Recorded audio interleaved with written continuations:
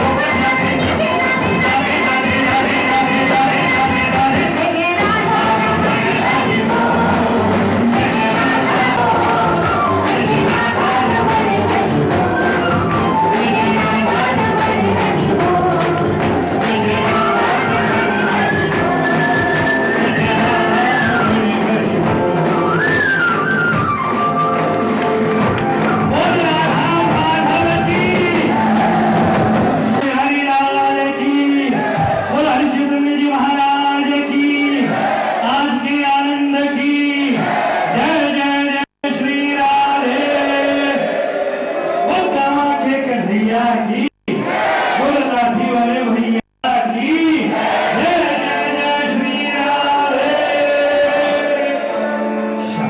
मैं चाहूंगा जय और 25-30 वर्षों से लोग भजन की किताब मांग रहे थे, वो भी उपलब्ध नहीं थी। आज दोनों यहां पर उपस्थित हैं। तो मैं चाहूंगा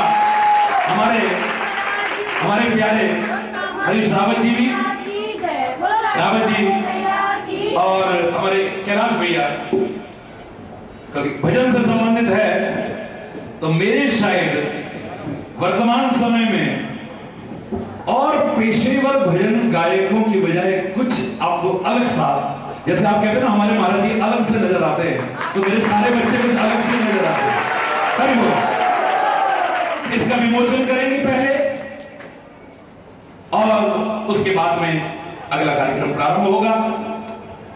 कलाकारों का मैं सम्मान भी करूंगा, यही सारा विश्व देख रहा है, सबका सब लोग एक क्षण भी विलंब किए बिना तुरंत यहां पधारे।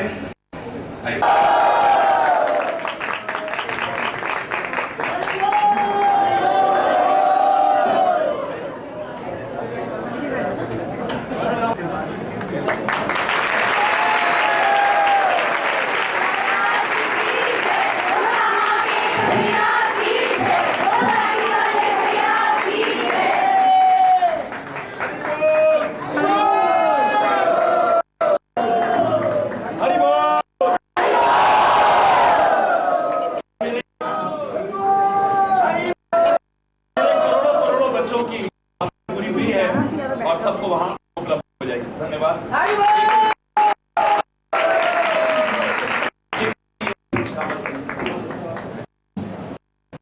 एक लाइन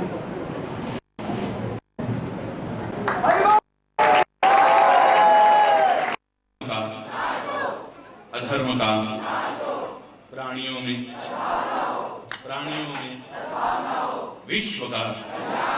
विश्व का गौ माता की, भारत माता की, गंगा माता की, संत समाज की, भारत की देवियों की, भक्त समाज की,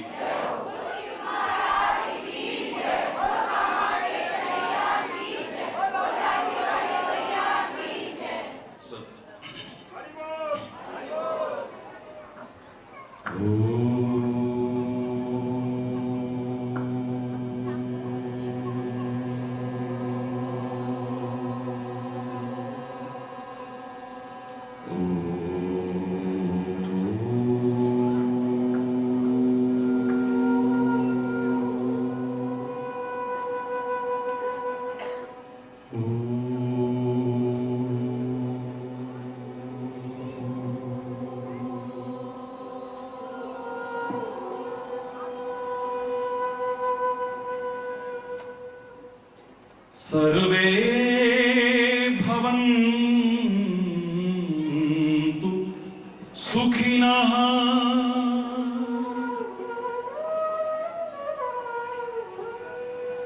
सर्वे सन्तु निरामया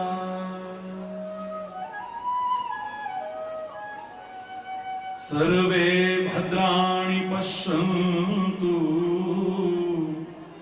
मा कश्चित् दुःखभाग् भवेत् मा कश्चित् दुःखभाग् भवेत्। ॐ शान्ति शान्ति शान्ति।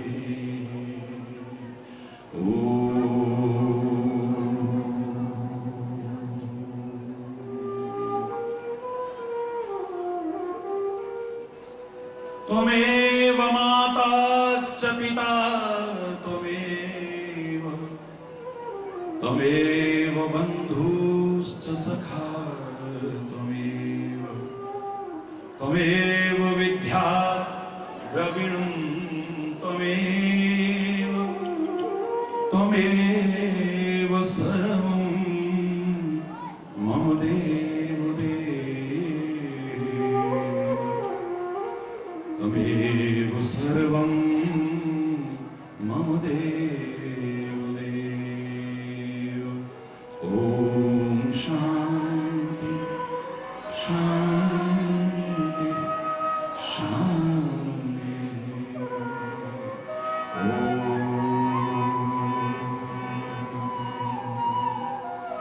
ध्यानमूलं गुरुर्मूर्ति पूजामूलं गुरुपदम् मंत्रमूलं गुरुर्वाक्यं मोक्षमूलं गुरुकृपा। ओम शांति शांति शांति।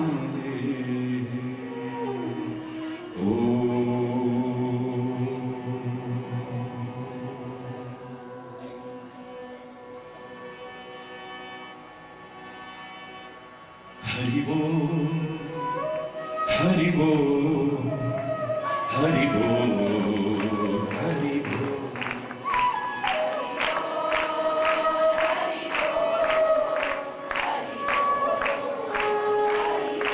हरि बोल हरि बोल हरि बोल हरि बोल।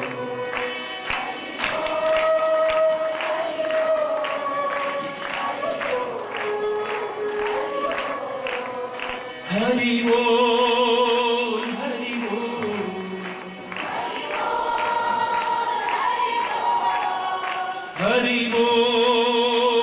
हरि बोल हरि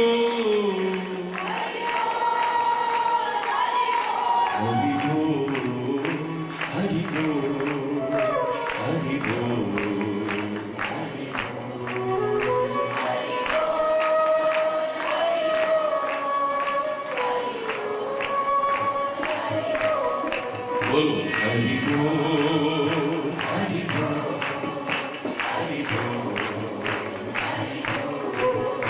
हरि बोल हरि बोल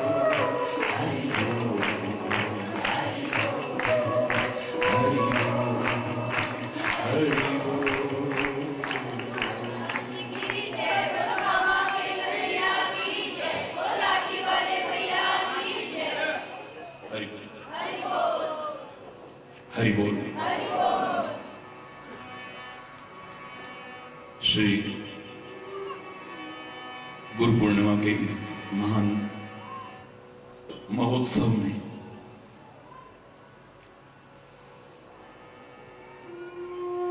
हम सभी मिलकर के पहले सद्गुरुदेव भगवान के चरणों में प्रेम और श्रद्धा पूर्वक नमन करते हैं।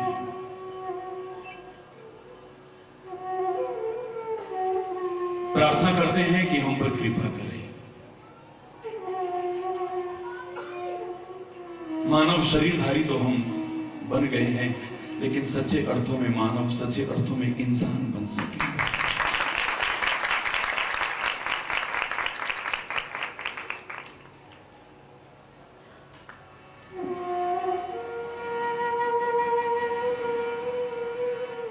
तुलसी ने तो कहते हैं हनुमान जी जब प्रकट हुए उनके सामने तो कहा पुत्र वरदान मांगो, तो उन्होंने इतना ही कहा था कि मेरे पर कृपा कर दो। किसके जैसी कृपा?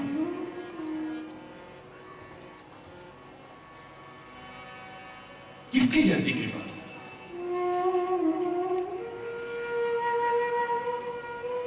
श्री राम जैसी, मां जानकी जैसी, ये तो वही कर सकते हैं।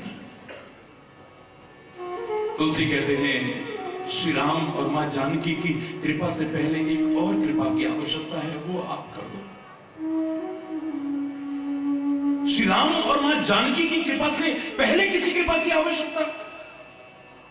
बोले हाँ। जय जय जय हनुमान गुसाई, कृपा करो गुरुदेव की नाई, कृपा करो।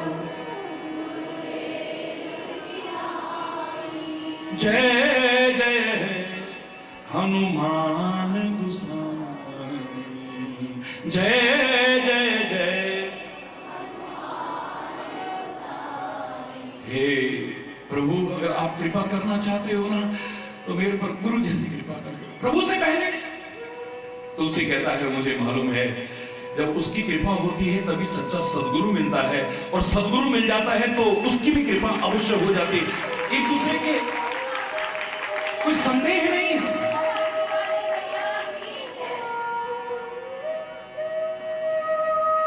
गुरु कृपा हो जाएगी तो प्रभु कृपा तो अवश्य हो जाएगी। श्री राम भी अवतार लेकर के गुरु की सेवा करके, गुरु के चरणों में बैठ करके ज्ञानार्जन करके एक आदर्श स्थापित करते हैं। भगवान कृष्ण गुरु के चरणों में बैठ करके विद्या अध्ययन करें, उनकी सेवा करें, एक आदर्श स्थापित करते हैं। परमात्मा तक अवतार लेकर के जिस गुरु की महिमा को प्रतिष्ठापित करता हो, उस सदगुरु की महिमा गाने की सामर्थ्य मुझे मेरी वाणी में तो नहीं लगती। ठीक ही कहा था उस संत ने कि शीश दिए जो गुरु मिले तो भी सस्ता जान। अगर इस सिर देकर के भी मिलता हो तो सोचना बहुत सस्ते में मिल गया है, अनमोल है, महान है गुरु कृपा। मैं प्रभु कृपा को कम करके नहीं आंक रहा हूं, मेरे शब्दों को अन्यथा मत लेना, इसकी गहराई में जाने की कोशिश करना। अगर मैं ये कह दूं कि परमात्मा ने तो हमें मानव का शरीर दिया है, लेकिन परमात्मा के दिए मानव शरीर को पाकर के कितने लोग मानव बने हैं, कितने इंसान बने हैं। कोई चोर बना है, कोई लुटेरा बना है, कोई डकैत बना है, कोई लुच्चर बना है, कोई लफंगा बना है, कोई कुकर्मी बना है, कोई अधर्मी बना है, कोई संत बना है, कोई असंत बना है, कोई दानव बना है, हैवान बना है, शैतान बना है। परमात्मा के दिए मानव शरीर को पाकर के हर कोई इंसान बना हो, कोई गारंटी नहीं, लेकिन सदगुरु के मार्गदर्शन पर चल करके कोई इंसान ना बनाओ। एक उदाहरण भी ढूंढ सकते हैं, गुरु की बताई राह पर चल करके कोई इंसान ना बनाओ। आवश्यकता है आज इंसानियत की। आप अखंड मानस पाठ कर रहे थे, क्या सिखाती है ये रामायण?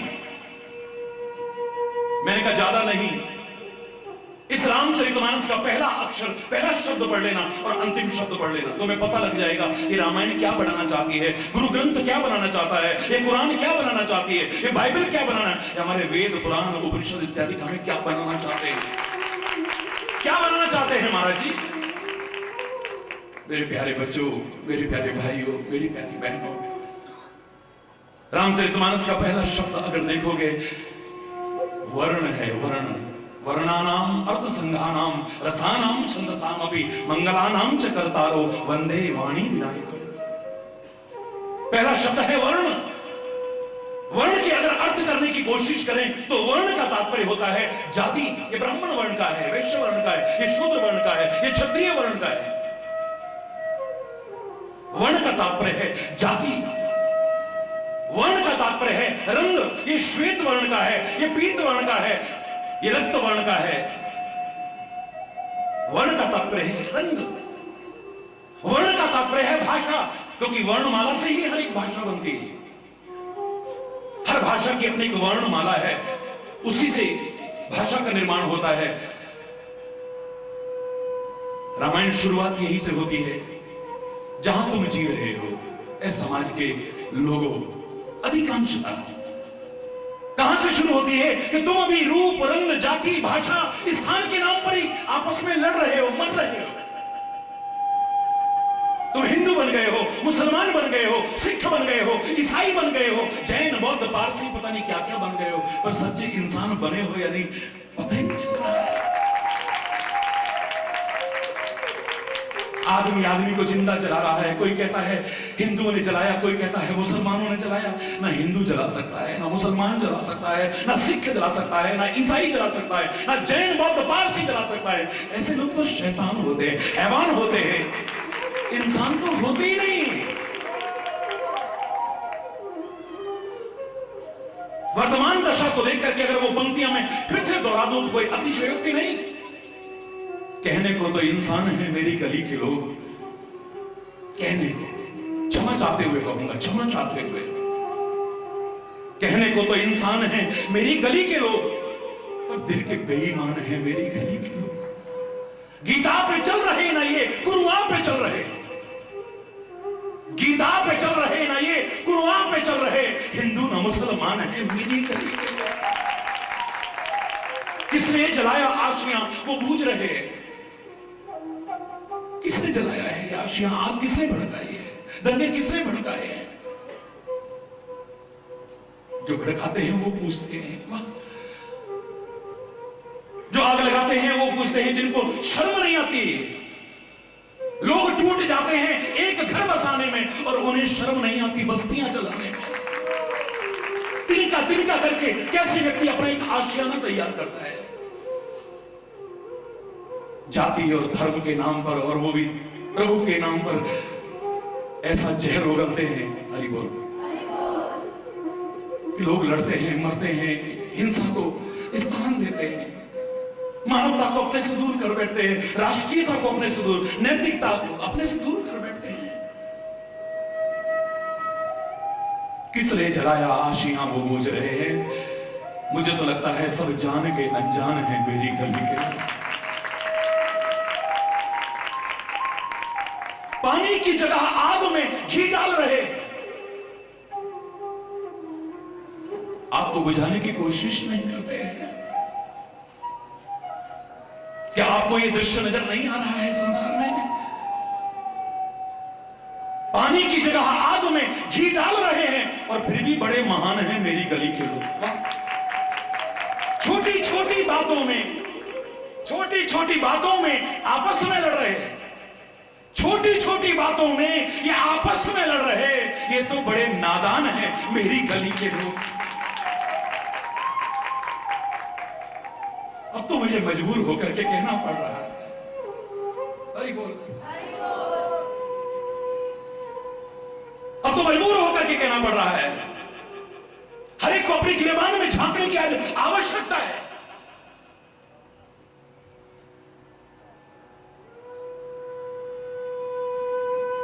कि हम सब कुछ बने हैं पर इंसान बने हैं या नहीं। जो ग्रंथ सिखाना चाहते हैं, जो संत सिखाना चाहते हैं, जो सदगुरु सिखाना चाहते हैं, जो महापुरुष सिखाना चाहते हैं, वर्ण से शुरू हुआ रामचरितमानस और उसका अंतिम शब्द पढ़ लो, सारा सार आ जाएगा। ते संसार पतंग घोर किरणैर दैहंती नो मानव। अंतिम शब्द रामायण का है मानव। जो जाति, रंग, रूप, भाषा, विभिन्न मतभेदों से, संकीर्णताओं से उठा करके सच्चे अर्थों में मानव के स्तर पर पहुंचा दे, वो है मेरी रामायण, वो है मेरी गीता, वो है मेरे पुराण, वो है मेरे वेद, वो है मेरे ग्रंथ, वो है मेरे उपनिषद, वो है मेरे ऋषि मुनियों का चिंतन, वो है मेरे महापुरुषों का चिंतन, वो है मेरे सदगुरु का चिंतन।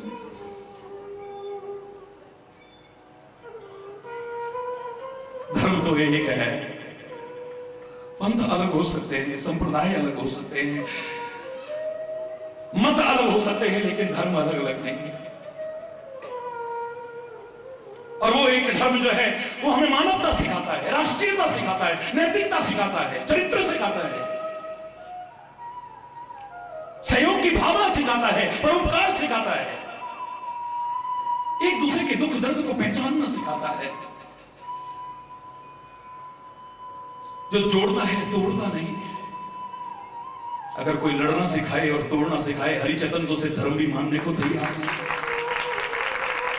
खुले शब्दों में कह रहा हूं, मुझे तो मजबूर को कहना पड़ता है, कई बार कहना पड़ता है, बार बार कहना पड़ता है।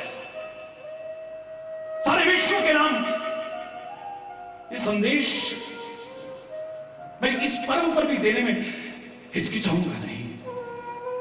आप जो भी हैं मैं सबका सम्मान करता हूं। आप हिंदू हैं, मुसलमान हैं, सिख हैं, ईसाई हैं, जैन हैं, बौद्ध हैं, पारसी हैं, नमन है आप सब। किसी की भावनाओं को आहत करना मेरा काम नहीं है। एक नया वाद और विवाद पैदा करना मेरा काम नहीं है। मेरा तो विवाद दूर करके एक मधुर संवाद समाज में पैदा करना मेरा काम है।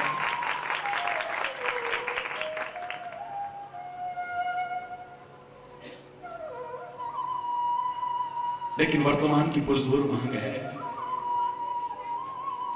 अब तो मजहब कोई ऐसा भी चलाया जाए। मुलाजा फरमाइएगा।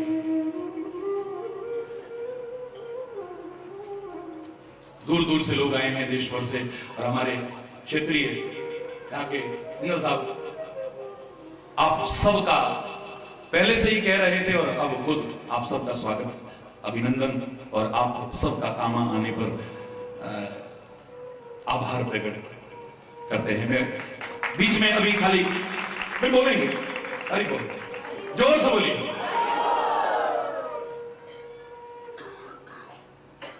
अब तो मजहब कोई ऐसा भी चलाया जाए जिसमें इंसान को इंसान बनाया जाए।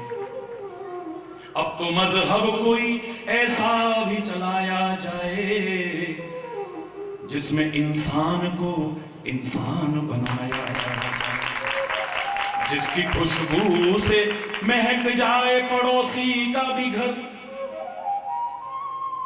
जिसकी खुशबू से महक जाए पड़ोसी का भी घर, फूल इस बगिया में अब ऐसा खिलाया, फूल इस बगिया में अब ऐसा खिलाया जाए। आग बहती है अब यहां गंगा में और यमुना में। उन हैवानों ने, उन दरिंदों ने पवित्र उपासना स्थलों तक को नहीं छोड़ा। कभी रघुनाथ मंदिर में आग लगती है, तो कभी चरारे शरीफ में आग लगती है, कभी किसी चर्च में आग लगती है, तो कभी अक्षरधाम में आग लगती है, कभी कहीं कभी कहीं। लोग जाते थे, प्रार्थना करेंगे परमात्मा हमारी रक्षा करना। वो नहीं जानते थे कि जहां जाकर के प्रार्थना रक्षा के लिए करनी है, वहां भी वो दरिंदे उनकी जान लेने के लिए तैयार खड़े हुए। आग बहती है अब यहां गंगा में और यमुना में, कोई बतलाए कहां जाके नहाया जाए, कोई बतलाए कहां जाके नहाया जाए। अब तो मजहब कोई ऐसा भी चलाया जाए जिसमें इंसान को इंसान बनाए। हो मेरे प्यार का कुछ ऐसा असर तुझ पर भी, मुलाजा फरमाइएगा। हो मेरे प्यार का कुछ ऐसा असर तुझ पर भी, और हो तेरे प्यार का कुछ ऐसा असर मुझ पर भी। तू रहे भूखा तो मुझसे भी न खाया जाए, और मैं रहूं भूखा तो तुझसे भी न खाया।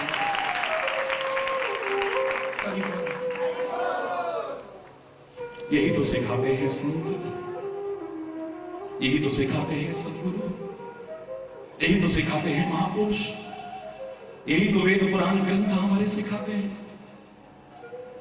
आपने कितना लिया है आप पर निर्भर करता है।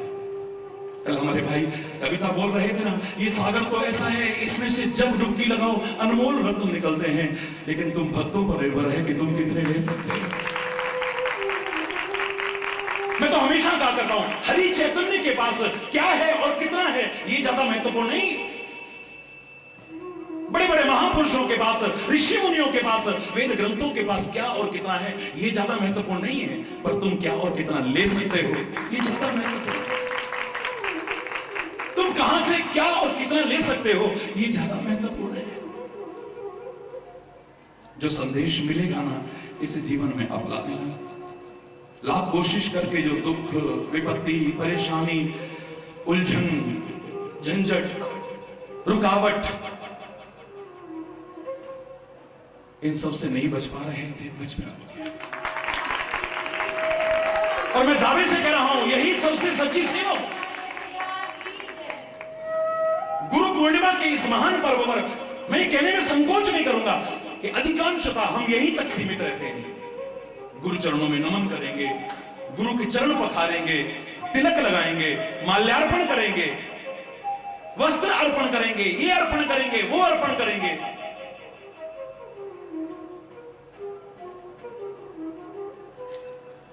लेकिन मैं कहूंगा कि संत, गुरु और परमात्मा की सबसे सच्ची और महान सेवा अगर जानना चाहते हो ना, ये सब नहीं, इनका अपना महत्व होगा। उनकी सबसे बड़ी सेवा है उनके कहे अनुसार अपने जीवन को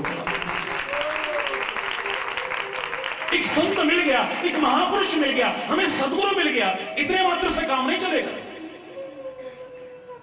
हमारे जीवन में जो वांछित परिवर्तन आना चाहिए वो भी आवश्यक है। संत तो क्या, गुरु तो क्या, महापुरुष तो क्या, साक्षात परमात्मा का भी साथ उसकी कृपा से चाहे अपने के लिए सत्कार्यों के परिणाम स्वरूप मिल जाए, लेकिन जीवन में अगर वांछित परिवर्तन ना आया तो सुख और आनंद से वंचित रह गए। परमात्मा ने कृपा की या उनके कोई ऐसे पुण्य थे, भगवान कृष्ण का साथ पांडवों को मिला, लेकिन जुआ खेलना नहीं छोड़ा, औरत तक को दांव पर लगाया, गिरते हुए दुर्योधन को देख करके मजाक उड़ाया, वो अंधे की अंधी औरत। जीवन में जो परिवर्तन आना चाहिए था नहीं आया, तो जीवन भर संघर्ष, जीवन भर कष्ट, जीवन भर विपत्तियों के मकर जाल में फंसे रहे। ये अलग विषय है कि प्रभु साथ में थे, प्रभु का हाथ साथ में था, तो जिन कष्टों से दुनिया घबरा करके, विचलित होकर के डगमगा जाती, उनको वो सहज में पार कर गए। बस इतना विचार करिए, जो परिवर्तन आना चाहिए अगर वो ना आया तो मैं तो हमेशा कहता हूं, अगर आप किसी भी संत से जुड़े हो, सब बराबर हैं, सबको नमन, किसी भी महापुरुष से जुड़े हैं, किसी भी सद्गुरु से जुड़े हैं, किसी प्रकार से भी किसी भी मत से, पंथ से या संप्रदाय से जुड़े हैं, अब तो आपका उत्तरदायित्व और बन जाता है, और ज्यादा उत्तरदायित्व बन जाता है कि आपको देख करके लगे कि हां तुम किसी संत की शरण में हो, गुरु का साथ करते हो, तुम धर्म का साथ करते हो, तुम अध्यात्म के पथ पर चलते हो। तुम्हारे देखने से, तुम्हारे बोलने से, तुम्हारे सुनने के ढंग से, तुम्हारे विचार, तुम्हारा चिंतन, तुम्हारा खान पान, तुम्हारी रहन सहन ये बता देती है कि तुम कहां जीवन जीने की कोशिश कर रहे हो। हमने साथ किया किसी संत का, सदगुरु का या परमात्मा का या धर्म का, किया या नहीं किया कैसे पता चलेगा? क्या मापदंड है बताइए, क्या मापदंड है? मेरे विचार से एक ही मापदंड हो सकता है कि संत, सदगुरु, धर्म और परमात्मा ये सब सत्य स्वरूप है, सत्य के वाचक हैं, सत्य के बोधक हैं। अगर मेरे जीवन में और जीवन के हर क्रियाकलाप में सत्य जुड़ जाए तब सोचना कि तुमने साथ किया है, वरना नहीं। तुम पुरुष नहीं सत्पुरुष बन जाओ, फिर पुरुष नहीं रहोगे, सत्पुरुष बन जाओगे। फिर कर्म नहीं करोगे, सत्कर्म करोगे। संगति नहीं करोगे, सत्संगति करोगे। भाव आप में नहीं आएंगे, सद्भाव आएंगे। व्यवहार नहीं करोगे, सद्व्यवहार करोगे। चिंतन नहीं होगा, सत्चिंतन होगा। आपका जीवन बदल जाएगा। किसी रोग से हम पीड़ित हैं, उस रोग का विश्व का सबसे बड़ा स्पेशलिस्ट डॉक्टर मिल जाएगा, क्या रोग दूर हो जाएगा? जिस रोग से हम पीड़ित हैं, विश्व का सबसे बड़ा, उस रोग का कोई स्पेशलिस्ट मिल जाए, विशेषज्ञ डॉक्टर मिल जाए, इतने मात्र से रोग दूर होने की गारंटी नहीं है मेरे प्यारे बच्चों। उस रोग की वो सबसे बड़ा डॉक्टर विश्व की सबसे अच्छी औषधि दे देता है, दवाई दे देता है, इतने से भी रोग दूर होने की गारंटी नहीं है। डॉक्टर अच्छा मिले, दवाई अच्छी मिले, लेकिन हम उसे उपयोग में, व्यवहार में तो लाएं और उसके बताए परहेज पर चले, तब संभावना हो सकती है कि रोग दूर हो जाए। तब रोग दूर होने की संभावना है वहां तो, लेकिन यहां तो मैं चैलेंज करके गारंटी देता हूं कि तुम्हारा जीवन ही बदल जाएगा अगर इसे अपना लोगे तो, इस दवा को। रोगों से तो पीड़ित हो, कोई तन के रोगों से पीड़ित है, कोई मन के रोगों से पीड़ित है, कोई नहीं बचा हुआ है सबके, लख विरले न पाए। ये रोग सबके अंदर है, देख बहुत कम लोग पाते हैं। हरि बोल। और मेरे महापुरुषों ने कहा था, सदगुरु वैद्य वचन विश्वासा, सदगुरु रूपी वैद्य के वचनों पर विश्वास हो। संयम यह ना विषय के आशा, और परहेज विषयों की आशाएं ना। अनुपान श्रद्धा मति पूरी। दवाई किसके साथ लेनी है? ये जो अनुपान कहलाता है वो है श्रद्धा से भरी हुई मति, आस्था से भरी हुई मति, विश्वास से भरी हुई मति। अगर ये श्रद्धा और विश्वास नहीं है तो कोई लाभ नहीं मिल सकता है। मैं खुले शब्दों में कह रहा हूं, इस कामा को काम बन कहते थे ना, और कहावत भी थी, काम बन आए थे काम बन जाते हैं। इस काम बन में आने से काम बन जाते हैं। और इसके प्रत्यक्षदर्शी में शायद आप में से भी लाखों करोड़ों लोग होंगे जिन्होंने यहां से बहुत कुछ पाया है। लेकिन मेरा कहना यही है कि काम बन आने से तो क्या, काम बन रहने से भी दुख दूर नहीं होंगे अगर हमारे मन में श्रद्धा और विश्वास नहीं होता। अगर विश्वास नहीं है तो तीर्थ की महिमा कम नहीं है, लेकिन हम उससे लाभान्वित नहीं हो पाते हैं श्रद्धा और विश्वास के अभाव में। वैष्णो देवी जाकर के ये मिलता है, अगर कोई प्रश्न करे तो कटरा में लोग दुखी क्यों हैं, जम्मू में के लोग दुखी क्यों हैं, उस क्षेत्र के लोग दुखी क्यों हैं। अजमेर में जाकर के ये मिलता है, पुष्कर में जाके वहां क्या सारे दुख दूर हो गए? क्या वहां के अस्पताल बंद हो गए? क्या सब रोगों से मुक्त हो चुके हैं, सब परेशानियों और झंझटों से मुक्त हो चुके हैं? कामबन, मथुरा, वृंदावन, ब्रजभूमि में आकर के हर सुख को मिलता है। यहां के लोग सारे सुखी हैं? क्या यहां लोग अभावग्रस्त नहीं है? क्या ये व्यसनों से और विभिन्न प्रकार के भयों से त्रस्त नहीं है? बद्रीनाथ, केदारनाथ, यमुनोत्री, गंगोत्री महान तीर्थ हैं, वहां जाकर के देखो कितना कठोर जीवन जीते हैं मेरे पर्वतीय क्षेत्र के लोग, कैसे कैसे कष्ट। और हालांकि मैंने देखा उसके बाद भी वहां मस्ती देखने को मिलती है, एक सुरूर देखने को मिलता है।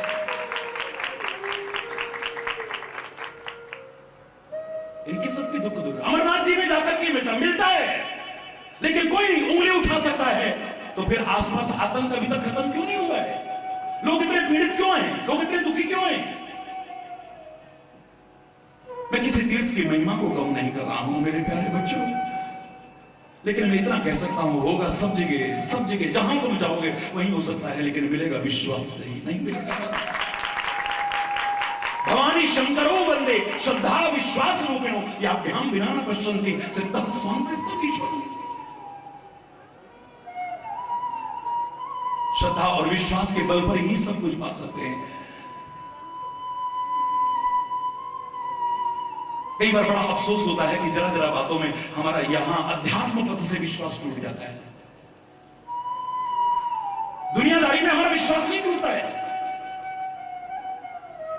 डॉक्टर को तो भगवान का रूप भी कहा जाए तो कोई बुरी बात नहीं है, लेकिन कितने डॉक्टर भेड़िए भी हो गए हैं जो ऑपरेशन के बहाने किडनियां निकाल लेते हैं, विभिन्न अंगों को निकाल लेते हैं।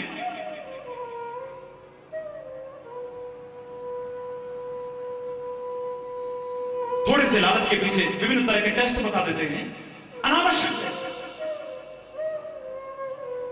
बिल बढ़ाने के लिए आवश्यकता नहीं, लेकिन 2-3 दिन और रख लेते हैं अस्पताल में। कितना कुछ हो रहा है, लेकिन आपका विश्वास टूट गया। फिर भी जब ऑपरेशन थिएटर में किसी को भी भेजते हो, कहते हो हम सामने खड़े रहेंगे, ऐसा ना हो कि ऑपरेशन के बहाने हमारी किडनियां निकालो।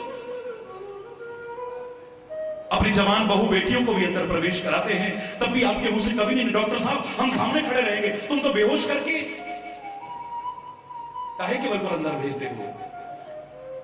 ऑपरेशन थिएटर में उस टेबल पर कैसे लिटाते हो? बेहोश क्यों करने देते हो? क्योंकि विश्वास है, आपका विश्वास है कि डॉक्टर इसे रोग विमुक्त कर देगा, रोग विमुक्त कर देगा। कितने ट्रेनों के एक्सीडेंट होते हैं, लाखों लोग मर जाते हैं, लेकिन फिर भी तुमने ट्रेन में बैठना बंद नहीं किया, क्यों? काहे के बल पर? क्या आपने कभी कहा कि हमें पहले चला के दिखाओ सही चल रही है कि नहीं? हमें उस ड्राइवर को दिखाओ जिसने चलानी है ट्रेन। देखा आपने कभी? हजारों लोग अपनी जान दांव पर लगा देते हो, बैठ जाते हो ट्रेन में, काहे के बल पर बैठते हो?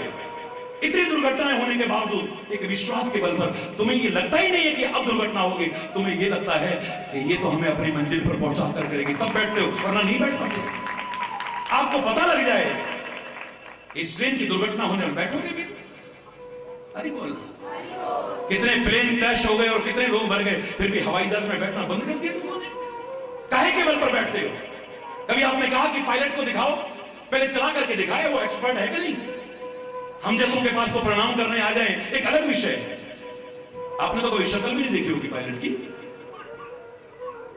तो काहे के बल पर सवार हो जाते हो? अगर विश्वास ना होता तो तुम सवार नहीं हो सकते। कश्मीर घूमने जा रहे थे, गाड़ी खराब हो गई, जंगल में खराब हो गई। अचानक एक सेना की गाड़ी वहां से निकली।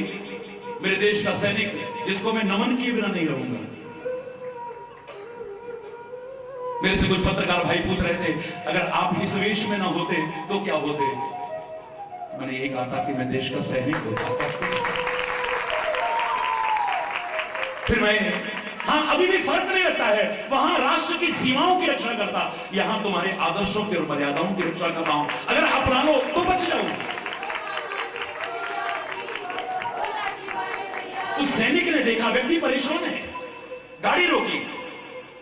क्या बात है भाई साहब, ये तो बड़ा सुनसान इलाका है, खतरनाक इलाका है। ऐसा करो, गाड़ी खराब है तो मेरी गाड़ी में बैठ जाओ, ये कहीं आतंकवादी ना हो। आपको विश्वास नहीं हुआ, आप परेशान हो, वहां पर चिंतित हो, आप बैठोगे गाड़ी में। अरे कितने पुलिस वाले का और सैनिक का वेश बना के आ जाते हैं आतंकवादी। कभी कहीं ये आतंकवादी तो नहीं है? विश्वास नहीं होगा तो बैठोगे।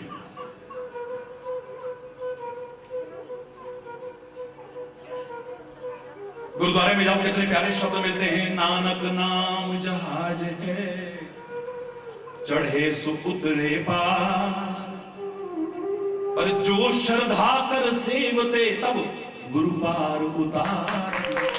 अगर तुम्हारी श्रद्धा है, अगर तुम्हारा विश्वास है तो गुरु तुम्हें पार कर पाएगा, वरना तो हरि बोल। गुरु शिष्य के नाते को क्या समझ रहे हो आप? दुनिया का सबसे बड़ा अगर नाता कह दूं तो अतिश्रेष्ठ। जहां पर अगर भगवान भी सामने खड़ा हो तो एक शिष्य क्या कहता है? गुरु गोविंद दो खड़े काके लागू पाए, बलिहारी गुरु आपने जिन गोविंद दियो।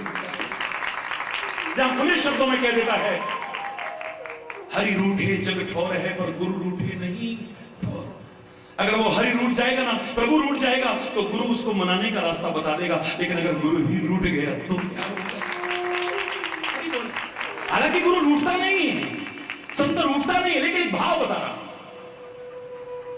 बोलिए, अगर श्रद्धा नहीं है, विश्वास नहीं है तो कुछ नहीं। वरना तुम यहां आए हो तो जहां भी जाते हो तो झोली भर करके जाओगे, खाली नहीं करके जाओगे। और ये तो है भी कामबन। आज कहां कहते हैं इसे? लोगों ने कहा कि कामबन नाम इतना अच्छा था। मैंने कहा बहुत अच्छा था, अब कामा को बदलते क्यों नहीं हो? मैंने कहा मैं नहीं बदलता, मुझे कामा भी अच्छा लगता है। और मैं अगर कह दूं कि उससे भी अच्छा लगता है, क्यों? मैंने कहा वहां तो तेरे काम बनते थे, तू आएगा तो तेरे काम बनेंगे। लेकिन मानव जीवन की पूर्णता इसमें नहीं कि तेरे काम बन गए, खाली काम आ, तू भी तो किसी के काम आ, तू भी तो किसी के काम आ, तू भी तो किसी के काम आ। पशु पक्षी तुल्य अपना जीवन जीने की कोशिश मत कर, कीड़े मकोड़ों की तरह अपना जीवन नहीं, तू भी तो किसी के काम आ सके, एक सच्चे अर्थों में मानव बन करके।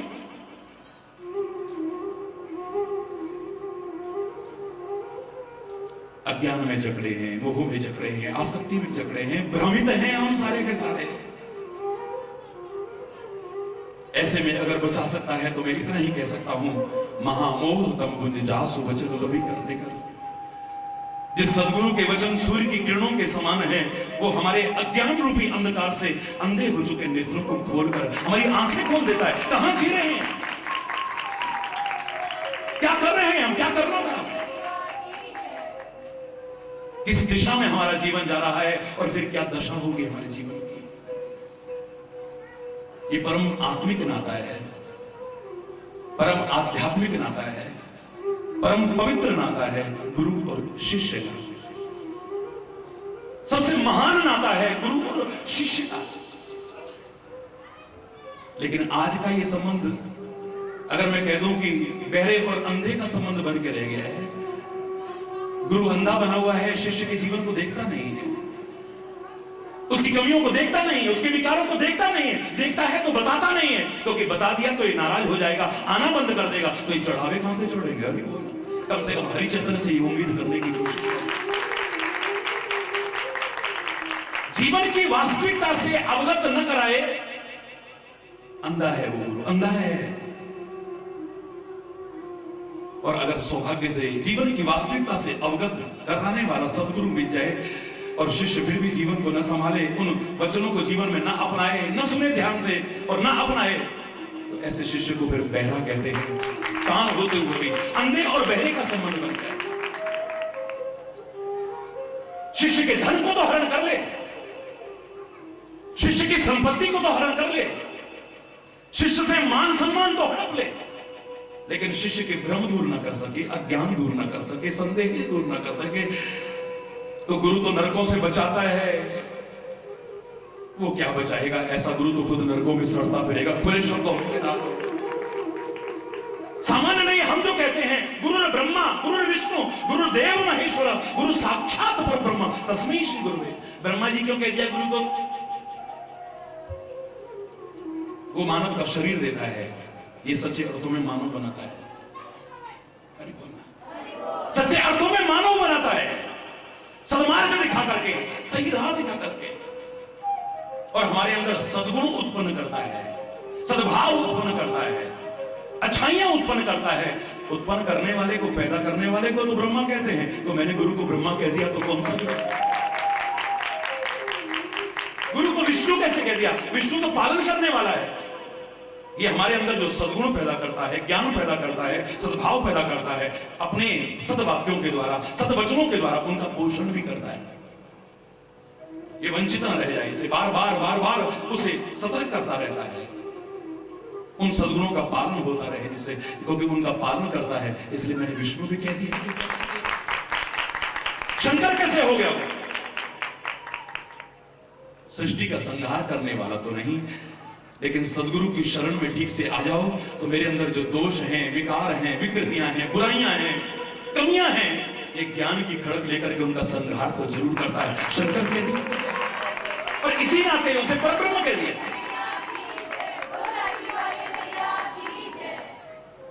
आपने तो कितना प्यारा रिश्ता जोड़ा है। कौन अपने गुरु को भैया कहेगा? अपने सदगुरु को पता नहीं क्या क्या कहते हैं, लेकिन तुमने तो कितना अपनापन का और प्यार का लाठी वाला भैया कहकर के संबंध जोड़ा। एक भाई अगर भाई की रक्षा न कर सके उसकी कृपा से, तो फिर भाई कहने में और कहलाने में भी धिक्कार है।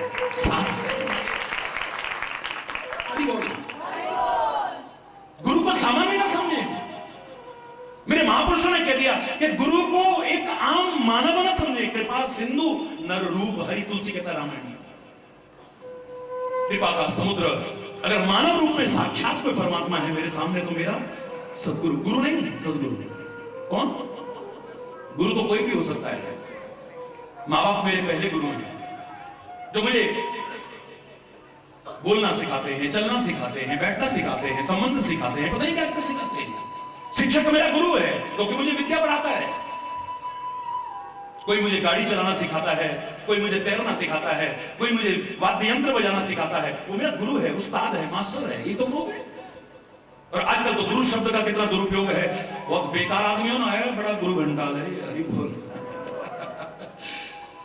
ये तो बड़ा गुरु घंटाल आदमी है। लेकिन जो सत्य मार्ग पर चलते हुए हमें चलना सिखाए और चला करके दिखाए, वो सदगुरु है, गुरु नहीं। अज्ञान रूपी अंधकार से अंधे हो चुके नेत्रों को ज्ञान की शलाका लगा करके खोल दे, झकझोर दे हमें, वो सदगुरु है।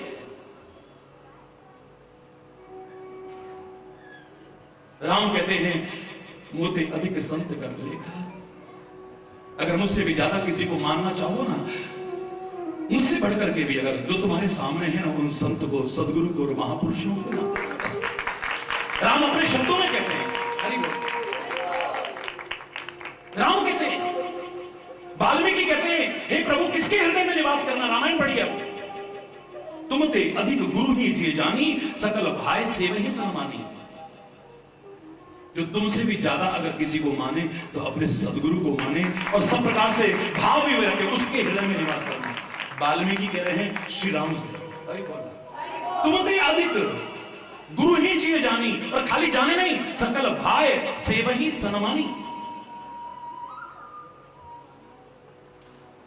तिनके हृदय सदन सुखदायक, उनके हृदय बड़े सुंदर घर हैं, ऐ परमात्मा उनके दिल में जरूर है। लेकिन मैं एक संशोधन करके बोला करता हूं, वक्त की मांग के अनुसार शिष्य गुरु को भगवान से कम न समझे। मेरे शायद इसको काटने की हिम्मत इस वाक्य को किसी की नहीं है, लेकिन मैं अगला वाक्य और कहना चाहता हूं। शिष्य परमात्मा से कम न समझे अपने सदगुरु को, लेकिन गुरु अपने आप को भगवान न समझ बैठे, वही गड़बड़ हो जाए। महाराज जी, आपको तो करोड़ों लोग भगवान की तरह मानते हैं। मैंने कहा करोड़ों भगवान की तरह मानते हैं, करोड़ों संत की तरह मानते हैं, करोड़ों सदगुरु की तरह मानते हैं, करोड़ों लाठी वाला भैया मानते हैं, कोई अपना मित्र मानता है। क्यों भैया? कितने लोग मित्र भाव रखते हैं? क्यों? और जो संपर्क में ना होंगे, जिन्होंने देखा नहीं होगा, आज के माहौल को देख करके ढोंगी और पाखंडी भी मान ले तो कोई बहुत बड़ी बात नहीं है। लोग क्या समझते हैं एक अलग विषय है। मुझसे अगर पूछना है तो पूछो, आप अपने आप को क्या समझते हो? आप क्या समझते हो? मैंने कहा इतना ही कह रहा हूं कि प्रभु का और समाज का सेवक बनने की कोशिश कर रहा हूं, उसकी कृपा से बन जाऊंगा, इतना मुझे विश्वास है। करोड़ों लोग आज 20 करोड़ लोग जुड़े हैं इस वाणी से, 20 करोड़ लोग। आपसे छुपा हुआ नहीं है विश्व के।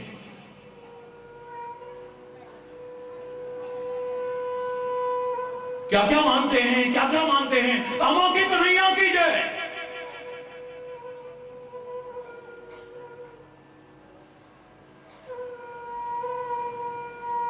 लेकिन हरि चैतन्य ने अपने आप को क्या समझा है? मैं तो खुद प्रभु के गुण गाता हूं। और अगर मुझसे कोई पूछे कि कामा के कन्हैया की जय का मतलब क्या है, इनकी निगाह में जो भी मतलब है, ये करोड़ों लोग महाराज जी को बोलते होंगे। लेकिन अगर हरि चैतन्य से पूछो, अगर मुझे विरोध होता, मैं इनको रोक देता। क्या बोल रहे हो? ये गलत बोल रहे हो, तो मैं रोक देता। इनकी अपनी भावना है, महाराज जी को मानते हैं। लेकिन हरि चैतन्य से पूछो, हरि चैतन्य खुद कामा के कन्हैया की जय बोलने को, कोई अपनी जय बोलेगा क्या?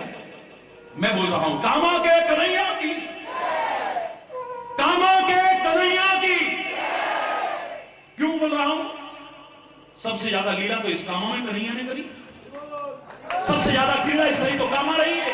जानते हैं आप, ब्रज के 12 वनों में पंचम प्रमुख वन काम वन आदि वृंदावन धाम,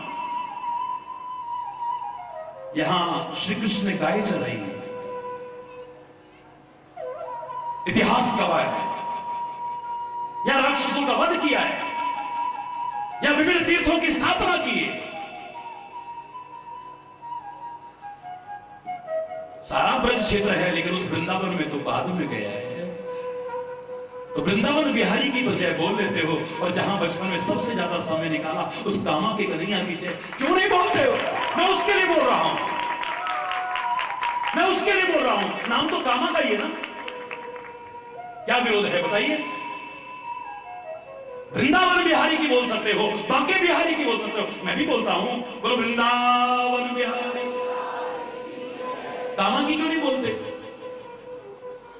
क्रीड़ा स्थली है भगवान की, लीला स्थली है भगवान की। अगर हरि चैतन्य के भाव, तो आज मैं पोल खोल रहा हूं। मैं इसलिए विरोध नहीं करता हूं, मेरा ध्यान वहां जाता है कि धीरे धीरे सारा विश्व कहे कि वो कन्हैया खाली वृंदावन बिहारी नहीं, वो तो पहले कामा बिहारी का है।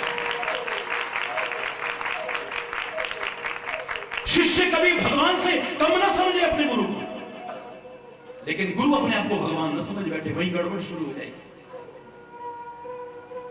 शिष्य अपना तन मन धन सर्वस्व अर्पण कर दे सदगुरु के चरणों में, सहर्ष हंसते हंसते, मुंह लटका के नहीं, तन मन धन सर्वस्व अर्पण कर दे।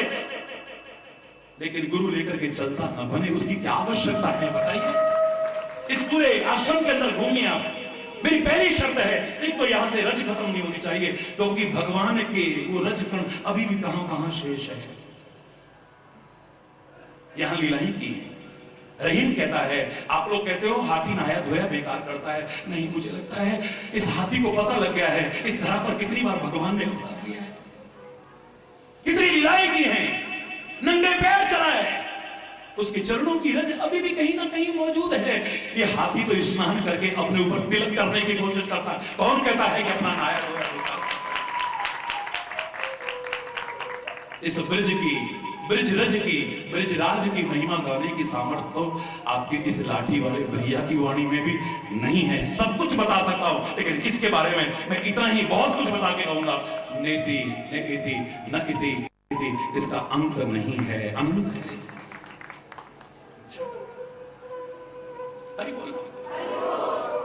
किसी ने पूछा कि आजकल क्या है, शिष्य गुरु के ही अर्पित हो जाता है, बस गुरु को सब कुछ मानने लग जाता है। आपके विचार में क्या है? मैंने कहा हरि चैतन्य से पूछ तो मुझे कोई विरोध नहीं है। क्यों महाराज जी? आप तो ढोंग और पाखंड से बहुत दूर हो, न करते हो और न कहीं देख पाते हो। इतना खुला शब्दों में बोलने का साहस तो शायद ही कोई कर पाया जो आप टेलीविजन पर करोड़ों लोगों के सामने करते हो। ढोंग के खिलाफ, पाखंड के खिलाफ, आडंबर के, रूढ़िवादिताओं के खिलाफ। ये जानने के बाद भी इस समाज ने पता नहीं क्या क्या नहीं किया है महापुरुषों के साथ।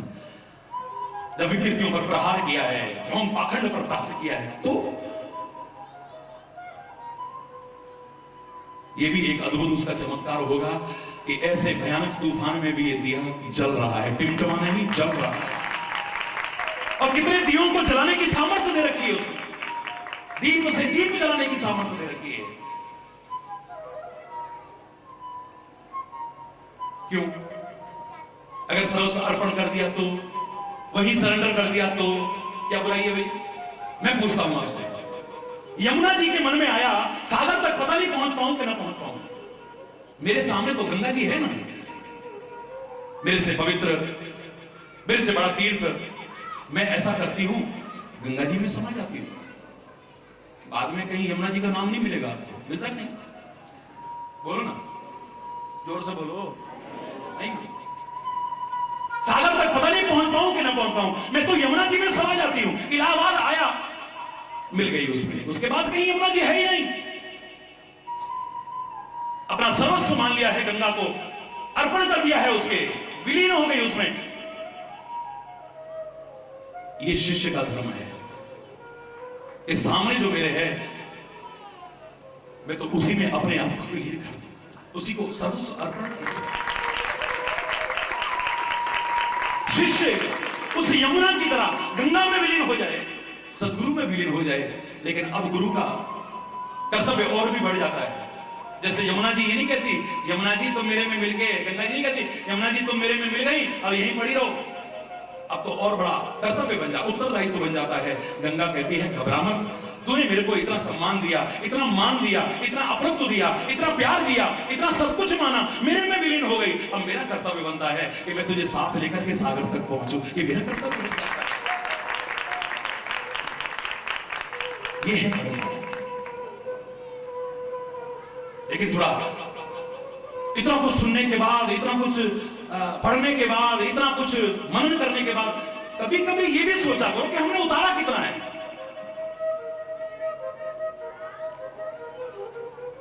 फिर कह रहा हूं दवाई मिल जाना